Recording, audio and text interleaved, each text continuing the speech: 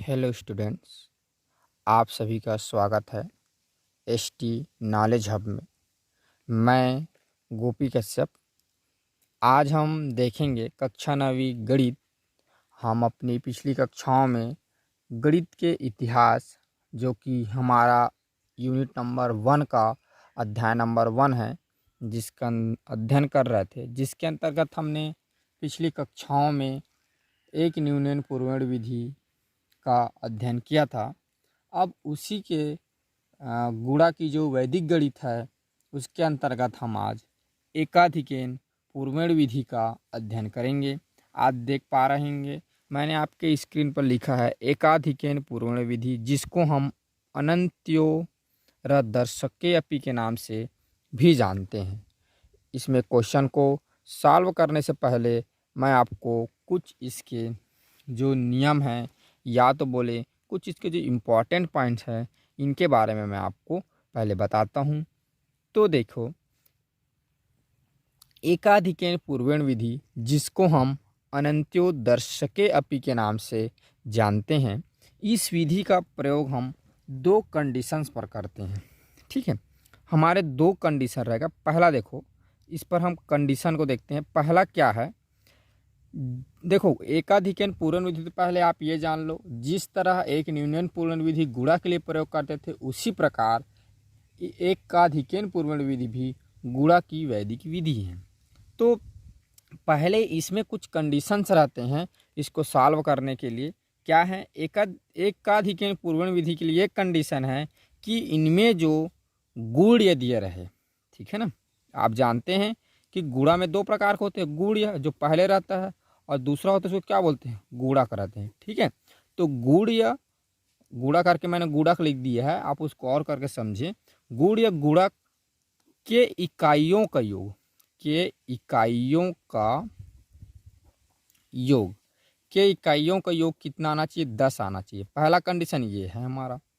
दूसरा कंडीशन क्या है, जो इनके जो समूह रहेंगे, समूह यानी ये 2 अंक के हैं, तो ये मान लो गुण ये 2 अंक के हैं, तो गुणक भी 2 अंक के रहना चाहिए।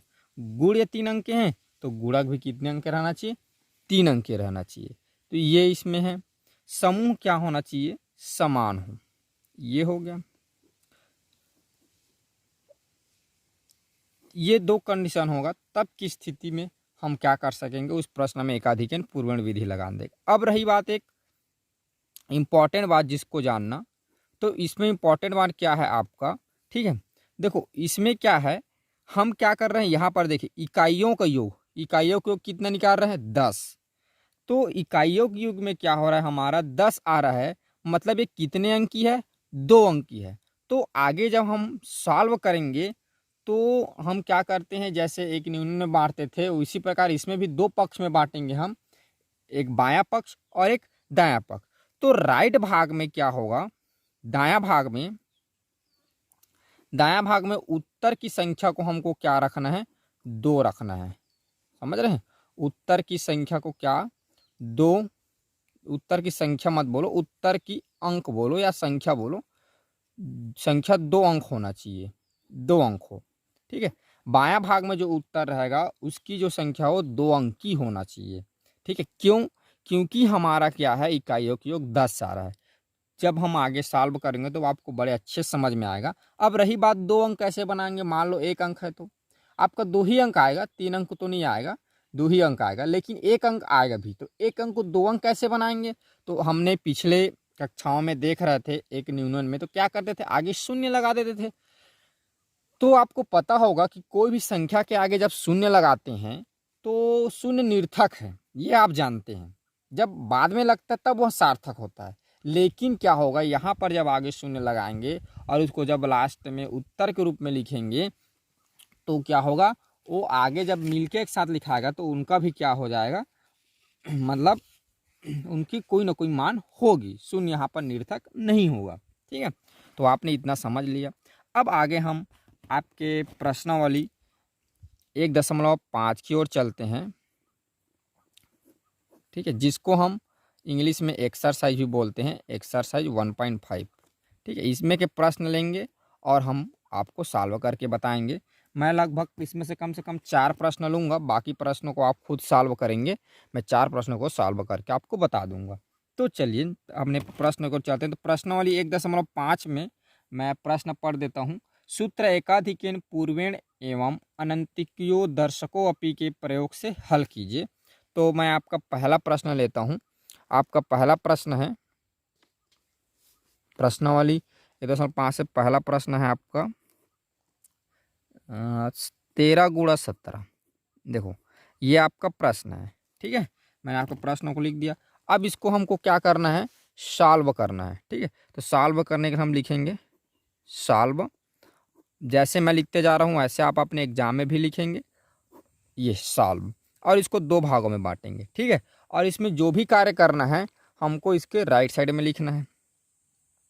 ये पहला हम क्या करेंगे, उत्तर का बायां भाग निकालना है, ठीक है। ये क्या है, 2 भाग है। ये उत्तर का इधर बायां भाग लेफ्ट भाग होगा, और इस वाला क्या होगा, उत्तर का दायां भाग राइट भाग होगा। तो उत्तर के बायां भाग, पहले लेफ्ट वाले को पहले सॉल्व करते हैं। उत्तर के बायां भाग, उत्तर के बायां भाग के लिए हमें क्या करना है, दहाई का एकाधिक कर देना है ये, और गुणा दहाई के साथ। इसमें हमारा काम क्या रहेगा, दहाई का एकाधिक गुणा हमें क्या करना है, दहाई करना है, ठीक है। तो देखो इसमें दहाई क्या होगा, 1। तो ये इसमें क्या है, दहाई 1 है 13 में। तो एक का एकाधिक कितना हो जाएगा, 2। और इसका दहाई 1, तो 1 गुणा ये कितना होगा, 2। तो यहाँ पर हम लिख देंगे 2। उत्तर के बायां भाग में कितना है, 2। तो उत्तर के बायां भाग में हमने 2 लिख दिया। अब दूसरा हम निकालेंगे उत्तर का दायां भाग, राइट भाग। तो उत्तर के दायां भाग में हम क्या करेंगे, इकाइयों का गुणा करना है, इकाइयों का गुणा। उत्तर के दायां भाग में आप क्या करेंगे, इकाइयों का गुणा। तो देखिए उत्तर के दायां भाग में इकाई, इसमें का इकाई क्या है, 3 है, और इसमें की इकाई क्या है, 7 है। तो 3 गुणा क्या हो गया, 7। तो ये हो गया 7 या 21, तो ये हो गया 21। जैसे मैंने आपको रूल बता रहा था ये वाला, कि उत्तर के दायां भाग में हमको 2 अंक रखना है। तो आप यहाँ पर देख पा रहे होंगे कि हमारा उत्तर का दायां भाग क्या आ रहा है, 21 आ रहा है, मतलब 2 अंक है। तो अतः हमारा उत्तर हो जाएगा, जब 13 गुणा 17 करेंगे 221 हो जाएगा। ये हमारा उत्तर हो गया। अब इसी प्रकार हम आगे और चलते हैं, आगे प्रश्न को सॉल्व करके देखते हैं। तो आगे फिर मैं क्या करता हूँ, आपके प्रश्नावली से ही मैं एक और प्रश्न लेता हूँ। हमारा प्रश्न क्रमांक 4 है, जी क्या है, 91 गुणा 99। अब इसको सॉल्व करते हैं, ठीक है। तो इसको सॉल्व करने के लिए हम लिखेंगे पहले सॉल्व, ये मैंने लिख दिया। अब इसको ऐसे ही लिखेंगे, ये 99।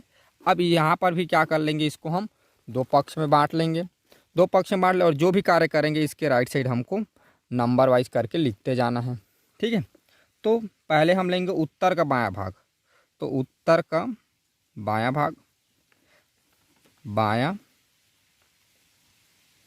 भाग, बताइए उत्तर की बायां भाग ले क्या करते हैं हम, गुण क्या करेंगे, दहाई का एकाधिक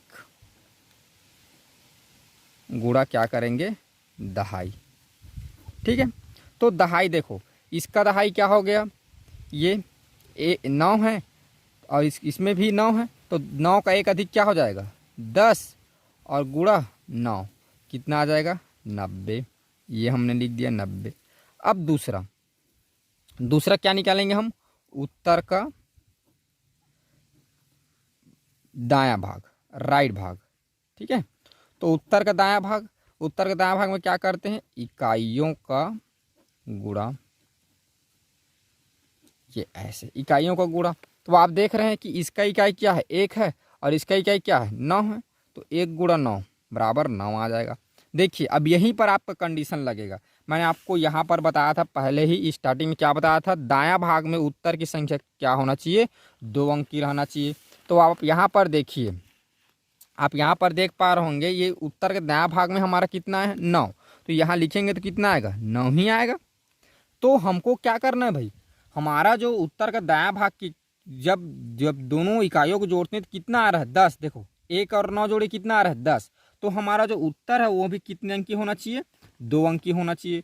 तो यहाँ पर मैं हालांकि रेड पेन में लिख दे रहा हूँ नोट करके, आप क्या करेंगे जब एग्जाम में ब्लू वाले पेन से ही लिखेंगे नोट। यहाँ पर आपको लिखना पड़ेगा, क्या लिखेंगे यहाँ पर, आपको बताना पड़ेगा कि इकाइयों का योगफल 10 है, ठीक है। अतः उत्तर का दाएं, उत्तर के दाएं भाग भाग में 2 अंक रखना होगा,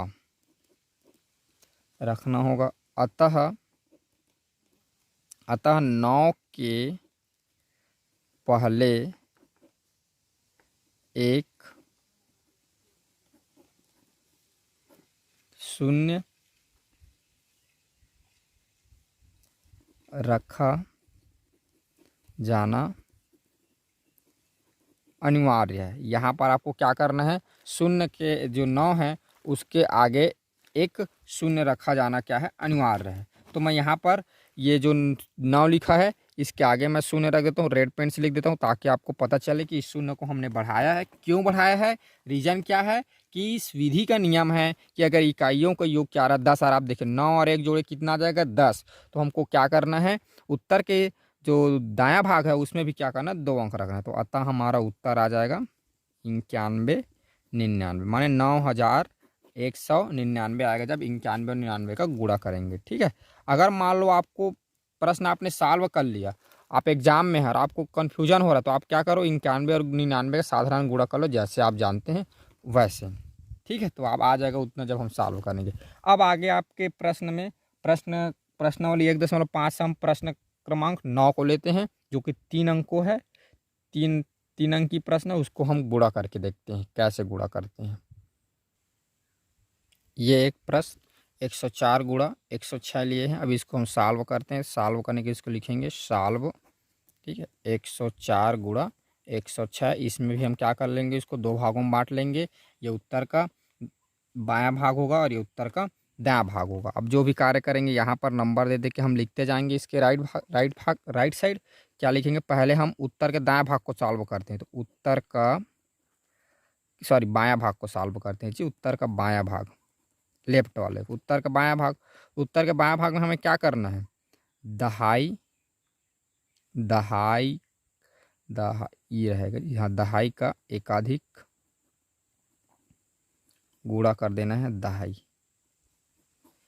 ठीक है। तो देखो यहाँ का दहाई, देखो यहाँ देखो एक चीज मैं आपको बताना भूल गया, जब 3 अंकों का जब हमारा प्रश्न रहे तब किससे हमें क्या करना है, ये हमारा देखो इकाइयों का योग तो 10 आएगा ही, 6 और 4 जोड़ेंगे कितना आएगा 10 आएगा। तो यहाँ पर क्या करेंगे, दहाई को लिखेंगे तो ये दोनों अंक को लेंगे, ये जो 10 इन दोनों को दहाई मानेंगे हम, ठीक है। हालांकि इसमें दहाई प्लस सैकड़ा है, लेकिन हम इसको दहाई मानेंगे, ठीक है। तो 10 का एक अधिक कर देंगे तो क्या आ जाएगा 11, और 10 का गुणा कर देंगे तो ये 11 का 10 का गुणा करेंगे आ जाएगा 110। तो ये उत्तर का बायां भाग, तो बायां भाग में लिख देंगे 110। अब दूसरा उत्तर का हम सॉल्व करेंगे दायां भाग, ये आप ऐसे एग्जाम में लिखते जाएंगे जिस प्रकार मैं लिखते जा रहा हूँ, ठीक है। इकाइयों का गुणा भी लिख सकते हैं या इसको गुणनफल भी लिख सकते हैं, ठीक है। तो गुणनफल, तो इकाइयों का गुणा कर देंगे। इकाई क्या क्या है यहाँ पर, देखो यहाँ 4 है इस साइड और इस साइड 6 है, तो 6 चौक कितना होता है 24, तो ये 2 अंक का है तो कोई परेशानी नहीं, 24। तो ये इस प्रकार हमारा उत्तर आ जाएगा, जब 104 और 106 का गुणा करेंगे तो 11,024, ये हमारा हो गया आंसर। इसी प्रकार चलिए मैं आपके प्रश्नों से एक प्रश्न और लेता हूँ, प्रश्न क्रमांक 20 लेता हूँ, अंतिम वाला आपके प्रश्नवाली 1.5 से। ये है 495 गुणा 495। अब हम इसका क्या करेंगे, एकाधिकेन पूर्ण विधि से सॉल्व करेंगे, ठीक है। तो सॉल्व करने के लिए पहले आप यहाँ पर लिख लेंगे सॉल्व,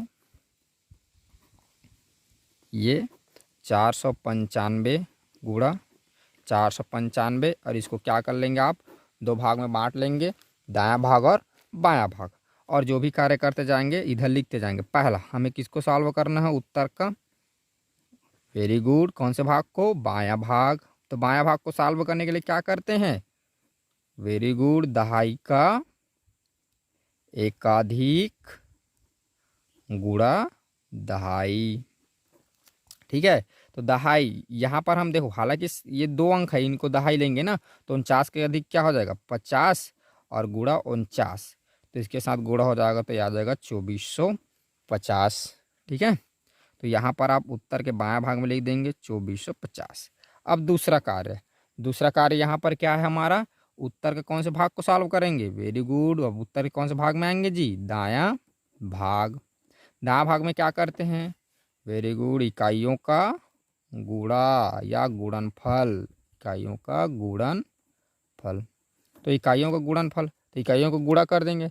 देखिए इसमें इकाई क्या है, 5 है, और इसमें इकाई क्या है, 5 है, तो गुणा कर दें, 5 गुणा 5 तो कितना आ गया ये, 25, तो यहाँ पर लिख देंगे 25। तो इस प्रकार 495 और 495 का जब गुणा करेंगे तो हमारा उत्तर आ जाएगा 24 50 25, यानी 2,45,025, ये हमारा आंसर आ गया। ठीक है, तो इस प्रकार हम क्या कर सकते हैं, एकाधिकन पूर्ण विधि से किसी भी दो संख्याओं का, चाहे वो 2 अंक रहे या 3 अंक रहे, हम उसको सॉल्व कर सकते हैं।